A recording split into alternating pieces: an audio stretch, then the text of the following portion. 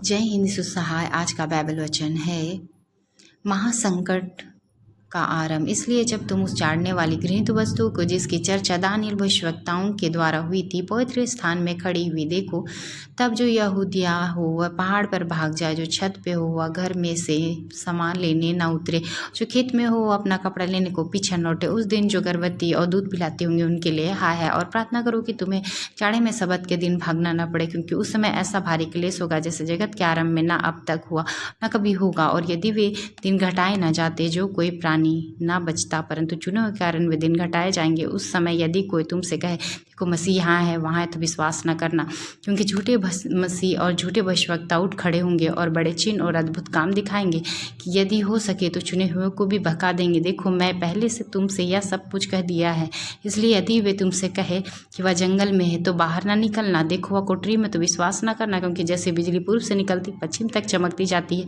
वैसे ही मनुष्य के पुत्र का आना होगा। जहाँ लाश और वहाँ गीत इकट्ठा होंगे। लिखा है मत्ती 24 का 15 से 27 में। यहाँ पे प्रभु यीशु हमें बताते हैं कि जैसे दानियल में लिखा है, घृणित वस्तु की चर्चा दानियल ने 12 का 1 में किया है, जिसमें मिखाइल नाम का बड़ा प्रधान जाति जो है वो भाइयों पक्ष में जो दूत है खड़ा रहता है, उसके पक्ष में। ऐसे संकट का समय है कि एक नई जाति उत्पन्न होने से लेकर के कभी ना होने वाले समय में, या परमेश्वर की जो पुस्तक में लिखे हुए जिनका नाम है वे बचाए जाएंगे, अर्थात स्वर्ग जाएंगे। और जो भूमि के नीचे सोए लोग होंगे वो जाग उठेंगे, अर्थात मरे हुए लोग उठ जाएंगे, और उनके अच्छे कर्म करने वाले सदा का जीवन अर्थात स्वर्ग, और जो बुरे का जीवन जी रहे हैं वो सदा के लिए आग में डाले जाएंगे। यह बात और दशा 3.5 काल तक ही रहेगी। और जब पवित्र प्रजा की शक्ति टूट टूट समाप्त होती जाएगी, अर्थात प्रार्थना योद्धा समाप्त होते जाएंगे, तब ये समय आ जाएगा।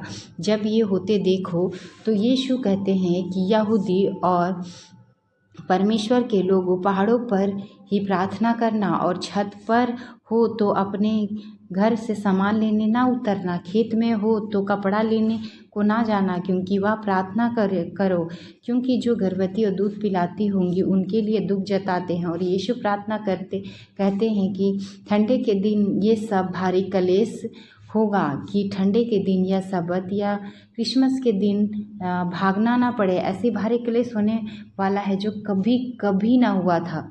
अंत का दिन घटाया नहीं जाता है, परंतु परमेश्वर के चुने हुए के कारण ये दिन आने में कुछ समय लगेगा, और ये समय कम किया जाएगा। और झूठे मसीह झूठे भविष्यवक्ता उठ खड़े होंगे, बड़े चिन्ह आश्चर्य कर्म दिखाएंगे और चुने हुओं को भी बहका देंगे। लोग कहेंगे मसीह यहाँ है वहाँ है, जंगल में है, पर उन पर विश्वास ना करना। जब कहे जंगल में है तो बाहर ना निकलना, कोठरियों में है तो विश्वास ना करना, क्योंकि परमेश्वर बिजली पूर्व से निकलकर पश्चिम तक चमकती है, वैसे ही मनुष्य का पुत्र अर्थात प्रभु यीशु मसीह का आना होगा। इतना भयानक दुख संकट का दिन होगा कि चारों तरफ लाश और लाशें होंगी और गिद्धें उन्हें खाती नजर आएंगी। और उस समय धैर्य धरना, प्रार्थना करना, पवित्रता का जीवन बनाए रखना और अनंत जीवन के लिए, स्वर्ग का भागी होने के लिए प्रार्थना में जीवन और अपना जीवन